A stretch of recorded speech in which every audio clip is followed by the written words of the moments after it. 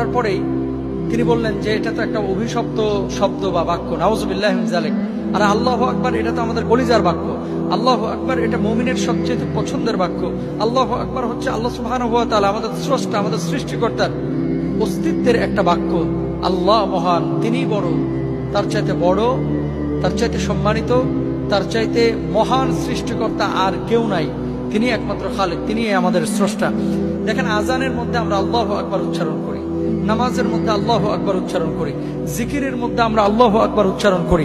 এখন এই আল্লাহু আকবরকে যদি কেউ অভিশপ্ত বাক্য বা শব্দ বলে থাকে, আল্লাহর কসম করে বলি, কোন মুসলমানের বাচ্চা তাদের গান শুনতে পারে না, কোন মুসলমানের বাচ্চা তাদেরকে আইডল হিসাবে মানতে পারে না। আর কোন মুসলমান যদি তাদের ছবি, তাদের সিমটম, তাদের চিহ্ন, তাদের লোগো হাতের মধ্যে, কপালে, পিঠে, কলিজায়, বুকে, স্তনের মাঝে যদি এই ধরনের কোন ট্যাটু অঙ্কন করে, আল্লাহর কসম করে বলছি, সে মানুষটা তওবা না করে মারা গেলে ওই ওদের অন্তর্ভুক্ত, খ্রিস্টান ইহুদিদের অন্তর্ভুক্ত হয়ে যাবে।